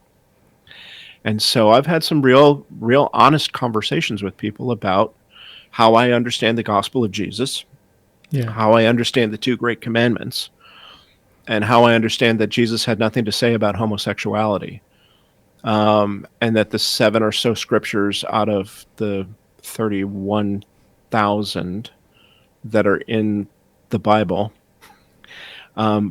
really don't carry any more weight than the 2 verses of the 2 great commandments, where Jesus said, the first great commandment is love God with all you have and all that you are. And the second is like it, love your neighbor every bit as much as you yourself are loved, to paraphrase, And I said, Jesus said that all the laws and the prophets, so basically all of the Bible that he knew at that point in time, hung on those 2 commandments. So everything is about loving God and loving your neighbor. And I said, I find no ability to not love everybody. So I understand we're going to disagree on that. And I understand you might decide to walk away from this church and this denomination because of that. But I said, here's why I can do what I'm doing as a pastor, because I believe it fulfills those two great commandments. Yeah. And I don't see any difficulty between that. So there are times that as a pastor, you'll get crosswise with somebody. And I have had to say multiple times to people over the years, yeah, I'm clear that I might not be able to be your pastor because I might not be able to pastor everybody. Right. And I understand that. And you're upset, or you're this, or you're that, or you believe this or that, or whatever. And we're going to have to understand that I don't agree with you. And here's why. And I'm going to explain to you why I don't agree with your position. But you may decide that your position is bigger and you need to go somewhere else. And I've said to multiple people and families who have gone away from the church in this era of disaffiliation that I understand where you are right now. I grieve your loss. But I also understand that the door is not closed. So if your mind and heart change, which I believe can happen through the power of the Holy Spirit and God's great transformative love, then I welcome you back, just like you've never left. Wow. So understand that I'm not kicking you out, nor am I slamming the door on you, because God doesn't kick us out and God doesn't slam the door on us. So I believe that there's the power of transformational love at work every day in every life. So I'm willing to bet that maybe down the road you think something different and you want to come back and understand that I have no problem with that. I'll still be here. Yeah. Yeah. And I think that's my pastoral call. Yeah. I'm going to be their pastor for that period where they accept my leadership, but there's some times that they have to go away for a while and then come back again. And then it's, again, my responsibility, my pastoral call to welcome them back like the Father did with the prodigal son. Yeah. I love that. That's my job. Yeah. You know, I imagine, especially as a pastor, that being able to have trust with your congregation is probably very crucial. And so I'm kind of wondering if you can share with us some effective ways to form meaningful relationships with your congregation beyond just preaching to them on Sunday. I've found that relationships only develop at the speed of trust. So the more I can be with them in their lives, the more that I can be seen in the activities around the church, the more that I can be seen valuing what they value within the religious life together, that builds relationship. The more that they can see me and interact with me, doing things, they see me taking out the garbage after Bible study. Right. They see me washing dishes in the kitchen after a community meal. They see me hanging the garland over the windows in the sanctuary as we decorated for Advent, getting up on the ladder and back down again. So the more that they see me as a person and not as some kind of icon or idol to be put on a pedestal who doesn't want to get his hands dirty, the more that they see me interacting with them and living their life in community with them, I think that's the biggest thing to build trust. Because then when the hard times come and you have to have the hard conversations, you have a foundation where they're going to say, I might not agree with what he did here, and I might not agree with the way he did it, but I know him to be a decent individual, and I need to go have a conversation with him about why he did that, and what's going on and what I don't understand, because I'm going to give him the benefit of the doubt that he's got a plan here. And so I think that's the best thing, but you got to build that trust first, and that comes through relationships, and that takes a long time. Yeah. And the first my first 3 months at this new appointment were rocky, because I wasn't the same style of preacher that they had before, and people liked that person, and I was calling them to sort of be much more United Methodist than they'd been for a long time. Right.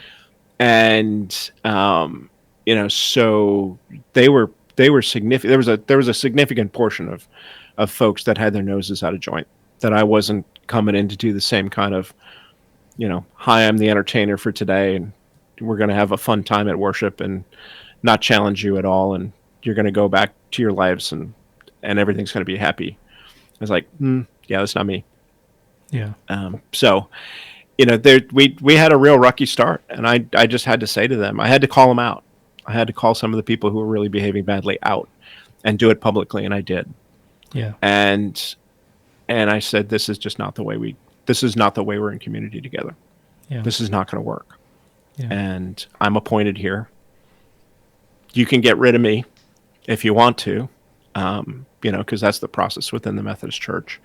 But I'm here till June, and this was like October, and it's like, we need to figure this out, because this is not going to work. This is not what we're supposed to be doing. This is not what I understand United Methodism and how United Methodist Church to run like, and that was rough, because I didn't have a lot of time and grade with them, but I had already made connections with some people, and they knew that I was speaking out of a place of integrity and true belief, and so they were willing to give me the benefit of the doubt. And they also said, you're actually doing the stuff that we understand we were supposed to be doing all along, and that we didn't like about the last guy. So it's like, okay. So we got through that. But there's still some people who have their noses out of joint and Right. still bring up stuff that say, you're not the other guy. It's like, I'm not the other guy. 2.5 years, I'm still not the other guy. I'm probably not going to be the other guy. The other guy. I'm just not. That's not who I am. So you can continue to hope for him, but you got to live with me. Yeah. So, we can do that in relationship, or you can continue to hold me at arm's length and fuss about me. It's like, that's on you. Yeah. We're moving forward. We're going this way. So the bus is leaving. And the great thing about being where I am at this part of my life is that I'm not a 26-year-old. Right.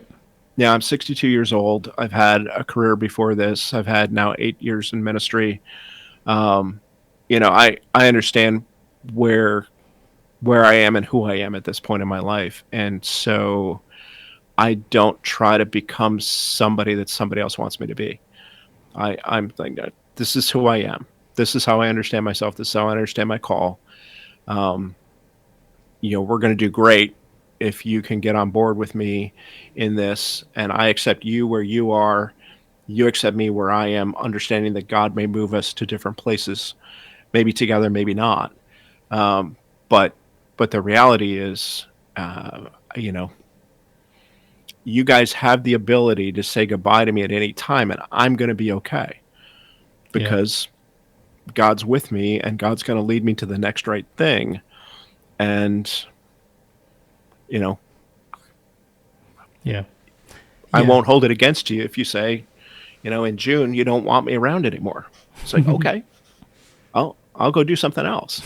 I have made and remade myself countless times over the course of my 2 careers, and so it's like, all right, I'll figure it out.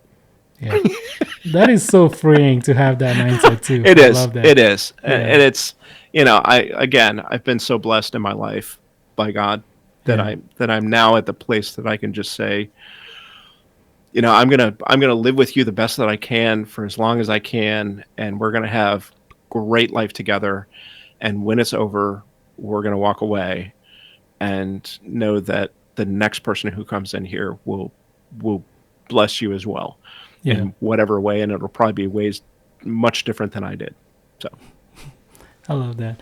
So earlier we talked about how you were once an on-call chaplain at a hospital yeah, in Virginia, yep, and I imagine as a hospital chaplain, a lot of times when you come across people, when you meet people, it's because something horrible has happened or they're going through something very oh yeah, traumatic or difficult. oh yeah, And so I kind of wanted to talk to you about the ministry of presence. And I'm sure you already know, but for audience members who might not know what that is, a lot of times when people are going through a very difficult situation, such as, grieving the loss of a loved hmm one, sometimes they don't want to hear, biblical verses or, phrases that you typically hear in like yeah, Christian spaces, such as, God's got your back. God hmm is up to something. hmm God knows what he's doing. God's got a plan God for has a your plan. life. Yeah. Yeah, You hear a lot of this is that. part of God's plan. Yeah, Ooh, ouch, yeah. no, And a lot of times when you're mm-mm. grieving the loss of someone, and grief Yeah, comes in many ways. yes, You it can be does. grieving the loss of someone. You can be grieving the loss, the end of a relationship. You hmm can be grieving the loss of a job that you deeply cared about. And so, like in those instances, it's very hard to be in those situations. And the last thing you want to hear from someone is, "Oh, God has a plan for your life," even though Yeah, that's or 100% true. I understand what you're going through, Right. Right. or any one of the other cliches Yeah. that people have when they don't know what to say. So Yeah. yeah, the idea of the ministry of presence is really going in there to just be with somebody. It's the ministry of being a human being rather than a human doing, right? And so I through my formal ministry, my professional ministry, both as chaplain and now as pastor, I understood my role in being. So I would go into a situation, and as a chaplain, it was always bad because I was on call. So I was on call from 7 p.m. at night to 7 a.m. in the morning, Oh my God. and during the week, and then from 7 p.m. on Friday to 7 a.m. Monday. So all weekend, I was on call. And they don't call the chaplain. They don't call the chaplain on call just to talk. Something bad's happening. Somebody's dying. Somebody has died. There was a stillbirth. There was, somebody's got a critical life issue that they're trying to work out and they can't work out. And typically that's at like 1 or 2 o'clock in the morning. Then they're not sleeping and then, hey, I need the chaplain. It's like, okay. So yeah, you're going in life situations and in situations that are very challenging. And the good news for me was that I had already been in those situations for decades in the ICU. I that was my life. So I was totally familiar with people dying. I had been present for thousands of deaths, and so death didn't scare me anymore. Um, it was not a friend, but it was something that was familiar, and so I found that unlike a lot of people who hadn't had that experience with all that death, I could work through that and be present to the persons that were there and listen to what they needed and hear their story and hear their anguish and cry with them and just console them as much as I could and help them understand what was happening around them within the hospital. So to be able to say, when they said, what's going to happen to the body now? I was able to say, here's what's going to happen. When you're ready, here's the next steps, and here's what'll happen there. And here's how we can make sure that we know what funeral home to call and what that process is like, and cremation versus burial, and just a lot of the things that people didn't understand about hospitals, and just sort of be able to say to them, you have as much time as you want. I'm here for you. I'll keep all the rest of those people at bay, ultimately we have to move things along, but we're not there right now. So Yeah. here's what we can do right now. What's your faith like? How do you understand things? Do you want to hear scripture? Do you have? I would interact with some folks from very different faiths, and our chaplain resources at the hospital, we had Qurans, and we had Qurans in many different languages, which was very useful at times. And we actually had some prayer beads, some Muslim prayer beads, as well as some Catholic beads and that sort of Right. stuff. We had contacts with the local Catholic churches and everything else. So we and imams, and so we were able to find the support that people needed. And sometimes though it was just, we just need you to come and be with us. And there were times where there was a stillbirth and they said, would you baptize our baby? It's like, sure. Because that's what they needed right then. Right. Now, technically, theologically, was that right? No, it wasn't. The baby's dead. Right. But for them at that moment, That's what they needed. my ministry of presence was to do what brought them comfort and not to be a theologian, right? Right. Not to explain to them why this wasn't theologically correct. My ministry of presence was to be there with them to do the things that brought them comfort and peace in a really horrendous time. And so, and those are some of the most deeply imprinted times from my chaplaincy. And then sitting with people who had difficult medical decisions, life decisions. Do we remove life support? Do we not? And again, because I was fluent in all that went on in the ICU, do we do organ donation? I had worked in transplant. I could explain all of that. So I have the ability to walk in both worlds and to speak in both of that. And most of my ministerial colleagues don't. And I understand that. And I think that's one of the things that needs to be added into a seminary curriculum, is helping people understand, because they're going to spend so much time with people in life-threatening situations, or in the hospital setting, that to help them understand a little bit more about what happens within hospitals and nursing homes and all of those sorts of things, to help them be a little bit more prepared for when they walk in that first time and Wow. somebody's just died or they're dying or whatever. And to be able to be present and not be anxious, because that's the other side of the presence, is you're just there. You're not you don't control the situation. You don't control what's going to happen. You're just there to be with them, and respond as they need you to respond. And so you have to be that non-anxious presence that's just there, waiting to take your lead from them. Wow. What they need next, and then be able to understand the other parts of what need to happen, so that you can help them in a gentle way move along. But emergency rooms and ICUs and labor and delivery environments, there's just a lot of stuff that happens within those as a chaplain that the majority of folks who are religious studies majors just have never been exposed to. And so I actually think there's something that I'm supposed to do in that realm, but I don't know what that is yet. Yeah. Wow. Thank you so much for sharing that. What's been the best part of pastoring the two churches so far?